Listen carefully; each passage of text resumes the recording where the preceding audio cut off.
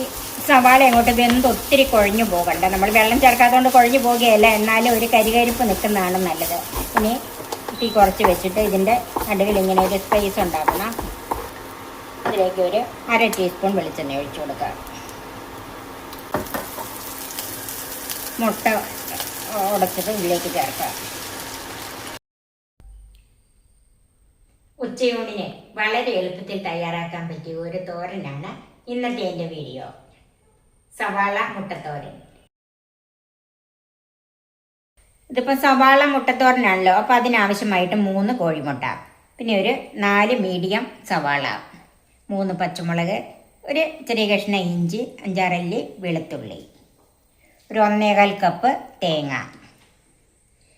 1/2 teaspoon മഞ്ഞൾപ്പൊടി, 3/4 teaspoon Kashmiri മുളക് പൊടി, 1/4 ടീസ്പൂൺ കുരുമുളക് പൊടി, 1/2 ടീസ്പൂൺ കടുക്, 3 വറ്റൽമുളക്, കറിവേപ്പില, ഉപ്പ്, വെളിച്ചെണ്ണ. സവാള നീളത്തിൽ തന്നെ കനം കുറച്ച് അരിഞ്ഞിരിക്കുന്നത്. ഇത് കൈകൊണ്ട് ഇതിങ്ങനെ ഒന്ന് ഉതിർത്ത് വെക്കണം, എന്നാലേ ഇത് വിട്ട് കിട്ടുള്ളൂ. ഇതുപോലെ ഇഞ്ചിയും കനം കുറച്ച് നീളത്തിലരിഞ്ഞ്, വെളുത്തുള്ളി നീളത്തിലരിഞ്ഞിട്ടുണ്ട്, പച്ചമുളക് നീളത്തിലരിഞ്ഞു. Cook with Sophie, sharing 40 years experience.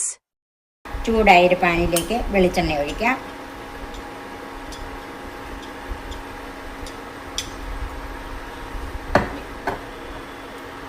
ഒന്നര ടേബിൾ സ്പൂൺ വെളിച്ചെണ്ണ ഒഴിച്ചിട്ടുണ്ട്. കടുക് ചേർക്കാം.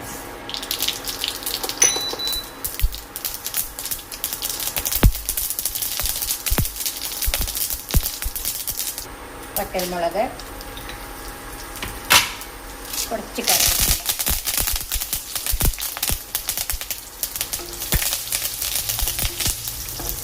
അരിഞ്ഞു വെച്ച വെളുത്തുള്ളി, ഇഞ്ചി ചേർക്കാം.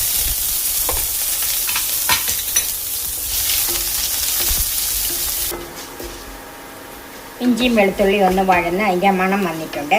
ഇനി അതിലേക്ക് തേങ്ങ ചേർക്കാം. നന്നായിട്ടൊന്ന് മിക്സ് ചെയ്യണം. ഈ തേങ്ങയുടെ വെള്ളം ഒന്ന് വറ്റി വരണം. അതായത് ഒരു പൊട്ടലുണ്ടല്ലോ തേങ്ങ അങ്ങ് ചേർക്കുമ്പോഴേ, ആ ചെറുതീയിൽ വെച്ച് തന്നെ ആ തേങ്ങയുടെ വെള്ളം ഒന്ന് വറ്റണം.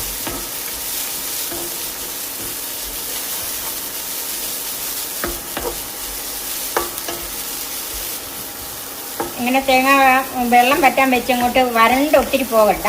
തേങ്ങയുടെ വെള്ളം ഒന്ന് വറ്റി കിട്ടിയാൽ മതി. സാധാരണ നമ്മൾ തോരൻ ഉണ്ടാക്കുന്ന ഇങ്ങനെയൊന്നും അല്ലല്ലോ, അതുകൊണ്ടാണ് ഇതിന് ചില പ്രത്യേകതകളുണ്ടെന്ന് പറഞ്ഞത്.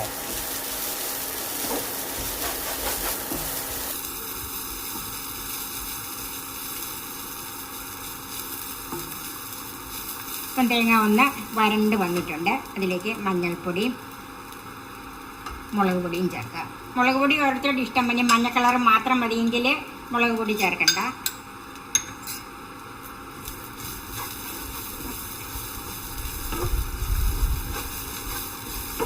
എല്ലാം കൂടി ഒന്ന് നന്നായിട്ട് ഒന്ന് ചൂടായി വരണം.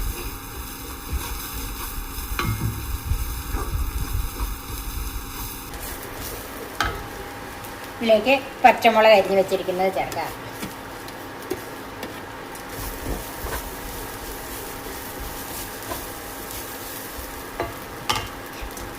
ഇതിലേക്ക് സവാള ചേർക്കാം.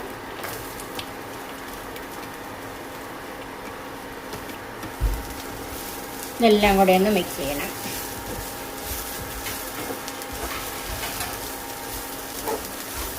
തേങ്ങയും സവാള എല്ലാം കൂടെ ഒന്ന് യോജിച്ച് വരണം. ഇതിനാവശ്യത്തിനുള്ള ഉപ്പ് ചേർക്കാം. ഇത് സവാളയ്ക്ക് മാത്രമുള്ള ഉപ്പിട്ടാൽ മതി, മുട്ടയ്ക്ക് നമ്മൾ വീണ്ടും ചേർക്കുന്നുണ്ട്, അതുകൊണ്ട് ഉപ്പ് കൂടിപ്പോകരുത്. ആവശ്യമുണ്ടെങ്കിൽ പിന്നെ നമുക്ക് അന്നേരം ഇട്ട് കൊടുക്കാം. ഇത് ലോ ടു മീഡിയം ഫ്ലെയിമിൽ വെച്ചാൽ മതി. കൂടുതൽ തീയായി കഴിഞ്ഞെന്നാൽ ഇത് പെട്ടെന്ന് കരിവ് കയറും. ഇതിൻ്റെ അകത്ത് അധികം ഇറങ്ങാൻ വെള്ളമൊന്നുമില്ല, നമ്മൾ വെള്ളം ഒട്ടൊഴിക്കുന്നുമില്ല.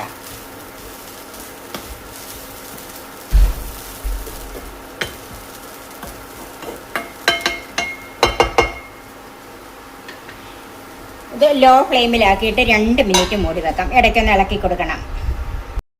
ഇപ്പോൾ ഒരു 2 മിനിറ്റായി. ഇടയ്ക്ക് ഞാൻ 1-2 പ്രാവശ്യം ഇളക്കി കൊടുത്തതാണ്.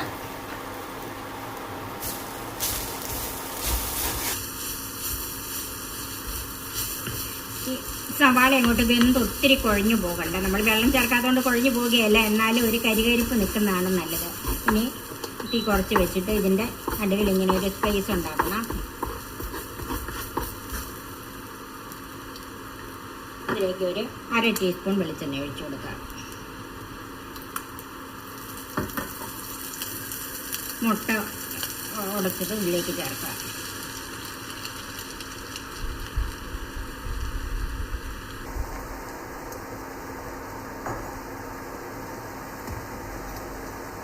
കുരുമുളക് പൊടി ചേർക്കാം. മുട്ടയ്ക്ക് ആവശ്യത്തിനുള്ള ഉപ്പും ചേർക്കാം.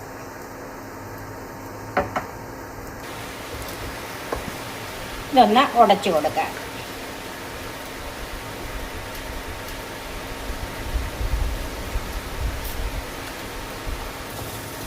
ഈ മുട്ട ഇങ്ങനെ സ്ക്രാമ്പിൾ ചെയ്ത് വരുമ്പോഴത്തേക്കും ഒത്തിരി തീ കൂട്ടരുത്. ഇനി നമുക്കിതെല്ലാം കൂടി ഒന്ന് മിക്സ് ചെയ്യാം.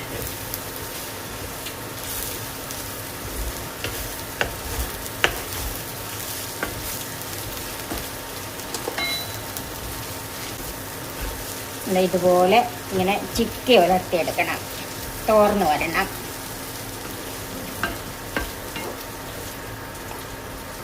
ഉപ്പ് നോക്കിയിട്ട് കുറവുണ്ടെങ്കിൽ ഇട്ട് കൊടുക്കണം.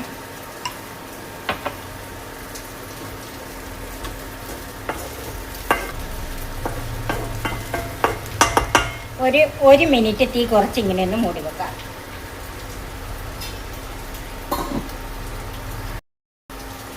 ഇപ്പോൾ 1 മിനിറ്റായി, നമുക്കൊന്ന് നോക്കാം. ഇതൊന്ന് മിക്സ് ചെയ്യാം. സവാള അല്പം കരികരിപ്പോടെ ഇരിക്കുന്നതാണ് നല്ലത്.